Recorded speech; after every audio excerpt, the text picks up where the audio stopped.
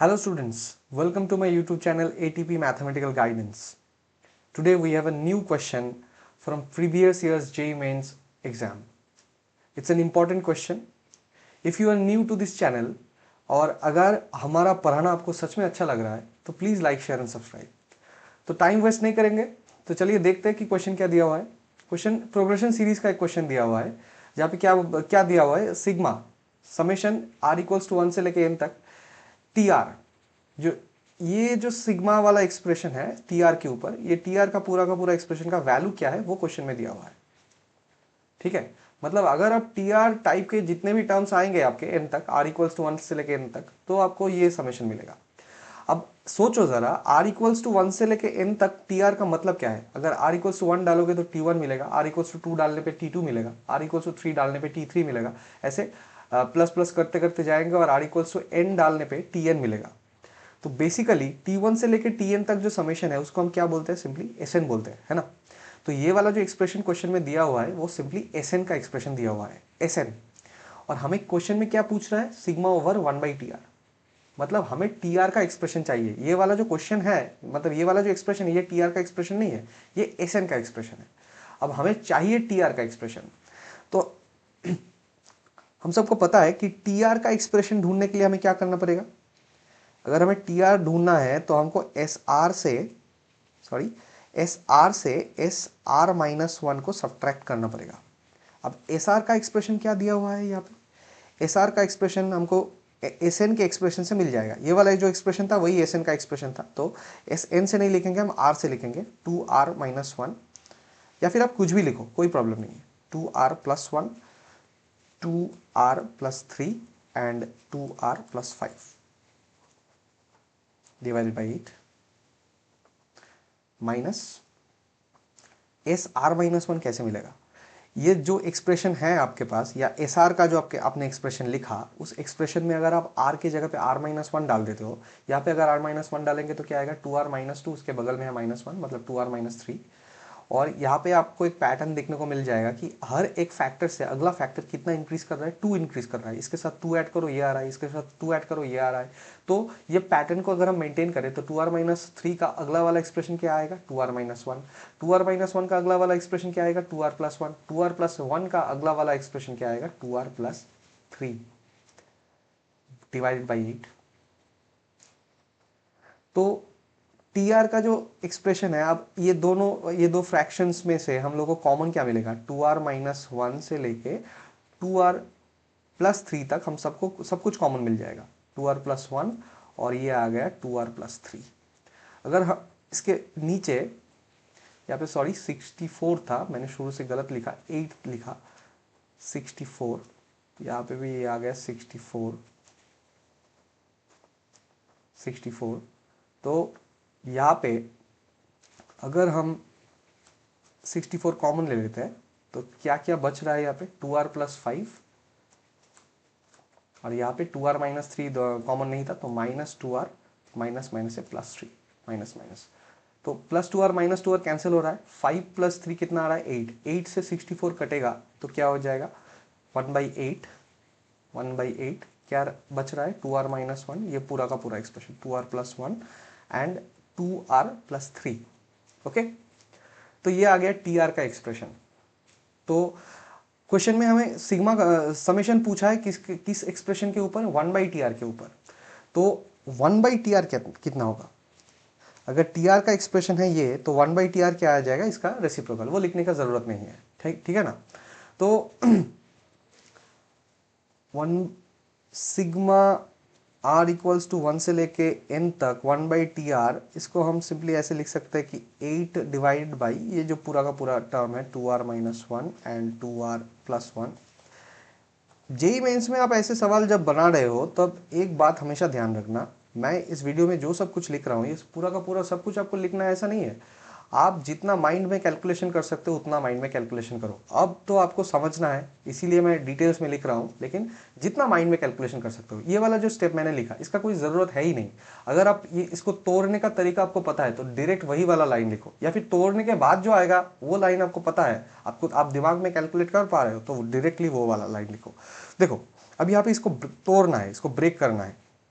कैसे ब्रेक करना है, ये सबको पता होता है कि डिनोमिनेटर में जो सभी फ्रैक्शंस आ रहे हैं उन्हीं डिनोमिनेटर में जो सभी फैक्टर्स आ रहा है वही उन्हीं सब फैक्टर्स से न्यूमरेटर को लिखना है। लेकिन इसमें आपको थोड़ा स्पेसिफिक होना पड़ेगा, जो पहले वाला जो फैक्टर है और लास्ट वाला जो फैक्टर है उसी से आपको ब्रेक करना पड़ेगा, तभी जाके आप प्रोग्रेशन सीरीज का एक शॉर्टकट लगा पाओगे, वरना ये थोड़ा लॉन्ग हो जाएगा और ये क्वेश्चन सॉल्विंग में थोड़ा डिले हो जाएगा आपको। ठीक है, तो क्या करना पड़ेगा, यहाँ पे 8 है ऊपर में, 8 को हम बाद में लिखेंगे। यहाँ पे सिग्मा है बाहर, सिग्मा आर इक्वल्स टू 1 से लेके n तक, ये बार बार ना लिखो तो भी अच्छा है, कोई प्रॉब्लम नहीं। 2r प्लस 3, इससे अगर हम 2r माइनस 1 को माइनस करते हैं, डिवाइड बाई नीचे जो भी था वो सेम रहेगा, 2r minus 1, 2r plus 1 and 2r plus 3। ठीक है, तो अब देखो ऊपर में आपने एक्स्ट्रा क्या लिख दिया, 2r से 2r कटेगा, 3 माइनस माइनस में प्लस 1, मतलब ऊपर तो 4 आ गया, मतलब 1 प्लस 2 था, ऊपर में एक्चुअली था 8, आपने लिखा यहाँ पे 4, तो एडजस्ट करने के लिए आपको बाहर 2 डालना पड़ेगा, है ना, 2 मल्टीप्लाई करना पड़ेगा। तो चलिए नेक्स्ट स्लाइड में चलते हैं। अगर इसको हम सेपरेट करेंगे तो हमको क्या मिलेगा, हम नेक्स्ट स्लाइड में दिखाते हैं। तो यहाँ पे हमारा सिग्मा आर इक्वल्स टू 1 से लेके n तक 1/tr, ये हमको ढूंढना है। इसके लिए हमारे पास 2 बाहर था, सिग्मा के बाहर हमने 2 कांस्टेंट बाहर निकाल दिया था, r इक्वल्स टू 1 से लेके n तक। अगर पहला वाला हम ब्रेक करेंगे, ये इस एक्सप्रेशन से न्यूमरेटर का पहला वाला क्वांटिटी डिवाइड करेंगे तो 2r प्लस 3 से 2r प्लस 3 कटेगा, कटने के बाद क्या रहेगा, 1/2r minus 1 into 2r plus 1। और अगला वाला जब हम सेपरेट करेंगे तब 2r माइनस 1 कटेगा ऊपर नीच, कटने के बाद कैंसिल होने के बाद क्या रहेगा, 2r plus 1 and 2r plus 3। मेरा हिंदी अभी भी बहुत खराब है तो उसको ज़्यादा ध्यान में ना रखो, क्वेश्चन के ऊपर फोकस करो। तो 2, अब मैं अगला वाला स्टेप करने जाऊँ उससे पहले आपको प्रोग्रेशन सीरीज का एक शॉर्टकट बताना है कि आप जब टेक्स्ट बुक सॉल्व कर रहे होंगे या फिर आपने जो भी कोचिंग सेंटर अटेंड किया होगा तो वहाँ पे एक शॉर्टकट ज़रूर सिखाया होगा आप लोगों को कि r इक्वल्स टू 1 से लेके n तक अगर f of r minus F of r minus 1 ऐसा कोई एक्सप्रेशन रहता है तो इसके जगह में डायरेक्टली हम क्या लिखते हैं। यहाँ पे आपको देखना पड़ेगा इनपुट इंडेक्स में कौन सा बड़ा है कौन सा छोटा है, यहाँ पे r बड़ा है r माइनस 1 छोटा है।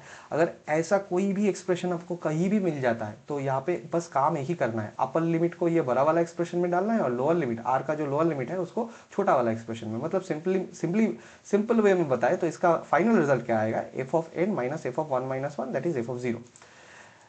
इसको अगर आप ऐसे भी सोचो कि अगर ये ऐसा रहे r इक्वल्स टू 1 से लेके n तक और यहाँ पे कुछ रहे ऐसा कि f of r plus 1 minus F of r, उसमें हम क्या करेंगे, फिर से सेम काम, यहाँ पे r प्लस 1 मतलब ये वाला जो इंडेक्स है फंक्शन के अंदर और ये वाला जो इंडेक्स है ये थोड़ा ये 1 ज़्यादा है, इसमें 1 कम है, मतलब ये बड़ा है और ये छोटा है। तो क्या करना पड़ेगा, n को आपको पहले अपर लिमिट को बड़ा वाला इंडेक्स में डालना है, लोअर लिमिट को छोटा वाला इंडेक्स में डालना है। तो क्या करेंगे हम, इसका फाइनल रिजल्ट क्या लिखेंगे, f of n plus 1 minus F of 1। Okay, books में ये सभी ट्रिक्स v से लिखा हुआ होता है, मतलब v of r, v of r minus 1 ऐसे लिखा हुआ होता है, ठीक है ना, ज़्यादातर बुक्स में। ओके, आपको ये पता होना चाहिए ये शॉर्टकट, क्योंकि ये अगर पता होगा तब आपको पता चलेगा कि मैं अगला वाला स्टेप क्या करने वाला हूँ। देखो ध्यान से देखो, ये वाला जो एक्सप्रेशन है और ये वाला जो एक्सप्रेशन है, अगर आप इस एक्सप्रेशन में r की जगह पे r प्लस 1 डालते हो, r की जगह पे r प्लस 1 डालते हो, तब जाके ये वाला एक्सप्रेशन ये मतलब ये वाला जो फैक्टर है ये फैक्टर इसमें कन्वर्ट हो रहा है। और अगर इस एक्सप्रेशन में भी अगर आप r की जगह पे r प्लस 1 डालते हो तो ये वाला जो एक्सप्रेशन है ये पूरा का पूरा इसमें कन्वर्ट हो रहा है। मतलब मैं ये ऐसा सोच सकता हूँ कि अगर ये मेरा f ऑफ r है, ये अगर मेरा f ऑफ r है तो ये क्या हो रहा है, ये हो रहा है f ऑफ r प्लस 1, है ना। अगर ये मेरा f ऑफ r है तो ये हो रहा है f ऑफ r प्लस 1, ठीक है, ये आपको सोचना होगा, तभी जाके हम अगला वाला लाइन डायरेक्ट लिख सकते हैं। ये सोचने का काम है। अगर आपको ये पता है तो ये तो बस इसके अगला वाला लाइन लिखने के लिए आपको इतना टाइम वेट करने का ही ज़रूरत नहीं है, आप डायरेक्ट लिख दो। सिग्मा भी लिखना नहीं है, कुछ नहीं लिखना है, बस रिजल्ट लिखना है। क्या हमने क्या बोला कि जहाँ पर भी आपको लगे कि यहाँ पे छोटा इंडेक्स है उसमें लोअर लिमिट रखो, और जहाँ पर भी आपको लगे कि ये बड़ा इंडेक्स है उसमें आप अपर लिमिट रखो। तो हम ये पहला वाला जो फ्रैक्शन है, इस फ्रैक्शन में r की जगह पे 1 रखेंगे। 2 इंटू 1 माइनस 1 मतलब ये हो गया 1, और यहाँ पे 2 इंटू 1 प्लस 1 मतलब ये हो गया 3 सिंपली। और यहाँ पे 1 बाई, यहाँ पे अगर हम अपर लिमिट रखें तो क्या आ रहा है 2n प्लस 1, और यहाँ पे 2n प्लस 3। तो ये पूरा हमारा आ गया है, हमारा ये जो समेशन था इसका पूरा का पूरा एक्सप्रेशन आ गया। ठीक है, अब हम पिछले स्लाइड में जाएंगे तो क्वेश्चन क्या पूछा था, क्वेश्चन के सामने और एक चीज दिया हुआ था, limit n tends to infinity. मतलब ये कैलकुलेट करने के बाद आपको जो मिला उसके ऊपर आपको अब limit n tends to infinity press करना पड़ेगा, n tends to infinity apply करना पड़ेगा। तो चलिए अप्लाई करते हैं। अगर हम इसके बाहर में मतलब देयरफॉर बोल के हम लिख सकते हैं, या इतना लिखने का कोई ज़रूरत है ही नहीं। Limit n tends to infinity sigma r equals to 1 से लेके n तक 1 by t r, that is equals to limit n tends to infinity, limit n tends to infinity 2 से मल्टीप्लाई कर रहे हैं यहाँ पे, तो क्या आ रहा है 2 by 3 minus 2 by this expression 2n plus 1 into 2n plus 3। Okay right. तो अब देखो अगर n की जगह पे यहाँ पे तो रखने के लिए कुछ है नहीं, तो याद ये 2 बाई 3 तो आएगा नेक्स्ट लाइन में, लेकिन यहाँ पे अगर हम n की जगह पे इन्फिनिटी रखते हैं तो ये हो गया इन्फिनिटी, ये भी हो गया इन्फिनिटी, 2 बाई इन्फिनिटी, ये क्या आ रहा है 0। मतलब हमारा इस क्वेश्चन का फाइनल आंसर क्या आ रहा है 2 बाई 3। ओके, तो I hope you guys all understood this question, समझे होंगे आप लोग बहुत अच्छे से। ठीक है, तो यही था हमारा क्वेश्चन इस वीडियो में। मिलते हैं आप लोगों के साथ और एक वीडियो में और एक क्वेश्चन के साथ।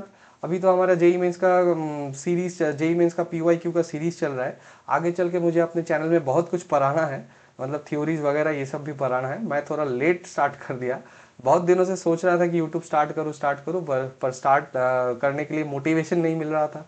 तो थोड़ा सपोर्ट करो, मोटिवेशन मिल जाएगा मुझे। मैं यूट्यूब में बहुत कुछ पढ़ाने वाला हूँ।